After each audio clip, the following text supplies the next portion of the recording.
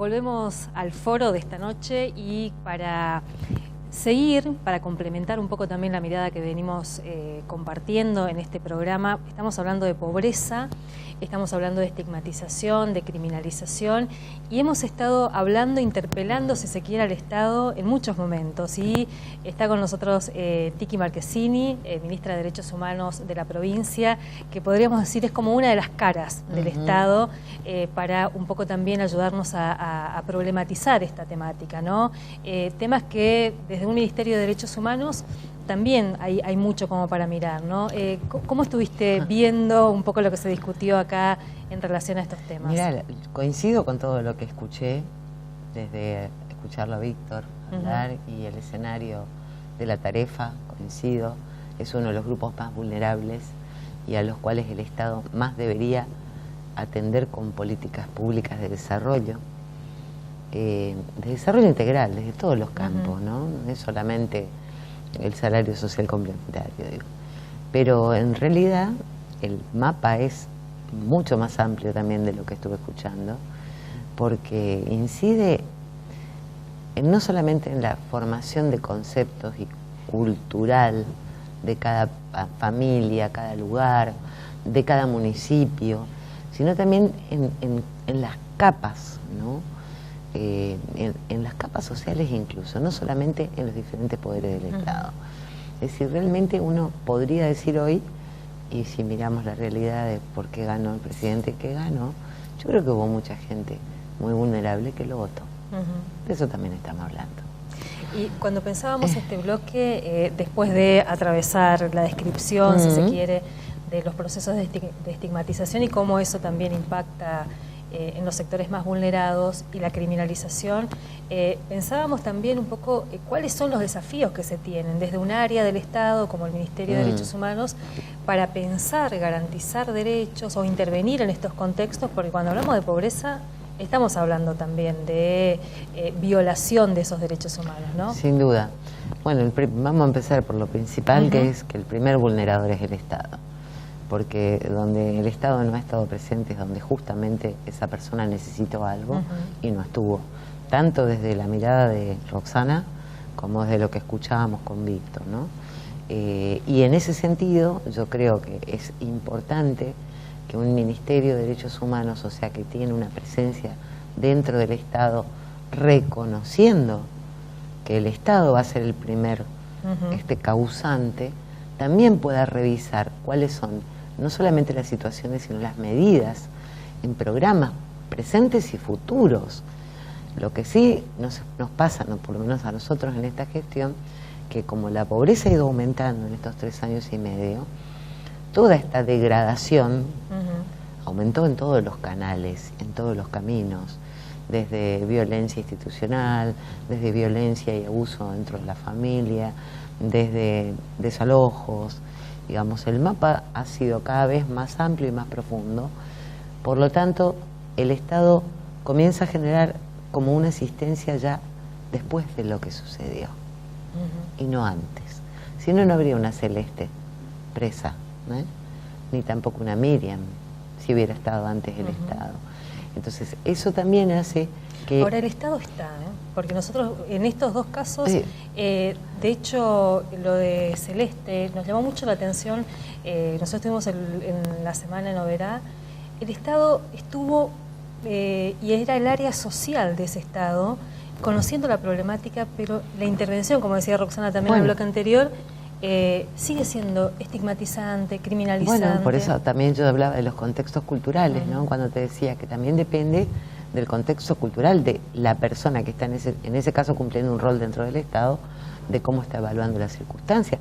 La indiferencia es una respuesta. Si yo estoy viendo que a un niño algo le está pasando y no hago nada, ¿por qué? Porque la madre no hace nada, soy cómplice de alguna manera. Hay que también empezar a hablar de esto, de la complicidad, ¿no?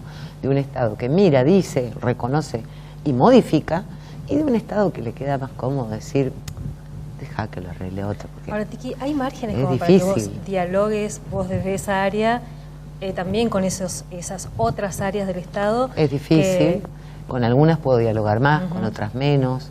Creo que es importante y muy importante la comunicación, y en esto no hablo solo del rol del periodismo, que es cierto y que es fundamental, sino también uno en la articulación de la comunicación con otros actores. Por ejemplo, para nosotros como Ministerio de Derechos Humanos es fundamental el rol de las organizaciones sociales. No nos molesta, al contrario, ayudan y visibilizan. Una publicación en las redes visibiliza una problemática que a lo mejor otro colega no lo está reconociendo, ¿no? Digo otro colega en el sentido del Poder Ejecutivo, pero bien podría decir otro poder del Estado. Entonces a mí me parece que es importante también el cómo se cuenta, el cómo se comparte esa información, o el cómo se comparte ese dolor o esa emoción, y acá también hay que empezar a hablar de estas cuestiones. Nosotros los seres humanos no somos de plástico, tenemos emoción y funciona el corazón ahí. Entonces cuando uno se puede ver en el otro y puede ver al otro en uno, deja ese rol de indiferencia y pasa a ser parte de una transformación activa. Nosotros veíamos también que en los últimos años las áreas sociales del Estado han ido como enflaqueciendo, si se quiere. Hasta inclusive uno mira la composición de sus plantas de trabajadores, ¿no? Trabajadores precarizados, trabajadores cada vez más inestables, y esa otra área del Estado, el área penal o el área más represiva, es así, más fortalecida. Entonces tenemos un crecimiento exponencial de la policía, del sistema penitenciario, y por ahí pasa la respuesta del Estado, sí. ¿no? Sí, coincido con la mirada, pero además fíjate vos, a eso se agrega que también la necesidad hace que uno, a lo mejor 18 años, vea como única posibilidad de futuro ser policía, ser gendarme, ¿sí? Digo, también es esa la otra mirada. Cuando se destroza algo, hay que armarlo desde abajo. Digo, se destroza un país, lo tenés que armar desde abajo. No es fácil reconstruir ni colectivamente ni individualmente. Entonces, es como de dónde lo mires al tema, con qué empezás, porque acá hay una reconstrucción que en realidad hay que hacerla desde lo sociológico, desde lo colectivo, desde lo familiar, digamos. Hablábamos del municipal hoy en la pausa, ¿no? Y yo te decía esto de que cómo influye en nuestra provincia, que al haber tanto mapeo diferente cultural, hay localidades que son sumamente cerradas o que tienen una mirada de muchísima estigmatización porque son de un determinado lugar de Europa, por ejemplo, y en donde vos también, cuando actúas como gente de afuera, te cuesta ingresar, porque el esquema de pensamiento que encontrás en esa localidad es ese.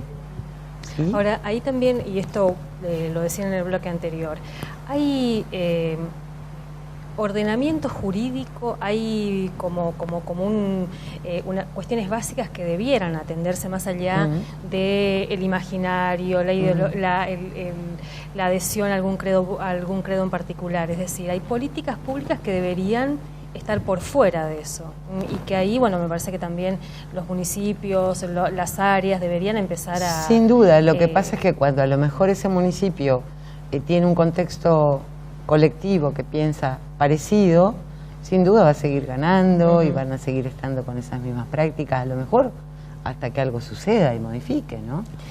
Pero no es solo un problema del Poder Ejecutivo ni de los municipios. Acá hay un problema que viene desde toda la mirada democrática, ¿no? Porque lo que contaba Roxana hoy también es la justicia. Digo, acá hay actores que son muy importantes en los procesos de criminalización y estigmatización, y muchos son actores que están atrás de un escritorio y que no han salido a la calle en mucho tiempo. Sí. Nos aportaban también en la pausa, hay como varios universos acá, ¿no? Estamos hablando de mujeres muy jóvenes en situación de extrema pobreza. Estamos hablando también de la situación de niños y adolescentes que en nuestra provincia, a diferencia de otros lugares, todavía están siendo encarcelados en penales de menores, digamos, ¿no? Esa cuestión que es hasta inconstitucional, uno podría decir ya a esta altura, ¿no? ¿Qué pasa ahí? que pasan muchas cosas, porque lo que hablaba hoy también Roxana, ¿no? Con esto de la preventiva, la falta de defensores o la falta de recursos. Cada llegada al penal es encontrar muchos más jóvenes detenidos, jóvenes que también son portadores de cara, a veces son portadores de ropa. Por eso hablábamos también de que quizás hay muchos inocentes que están esperando un defensor que se acerque. Y hay jóvenes que están hace como 3, 4 años y que ni conocen a su defensor. Entonces ahí hay mucho y mucho entramado de muchos actores que tienen que accionar diferente para transformar, ¿no? Tiki, seguramente vamos a volver a charlar, porque este es un tema, y además está bueno que también los funcionarios del Estado tengan la apertura para poder charlarlo. Así que muchas gracias por venir. Por favor, a ustedes por invitar.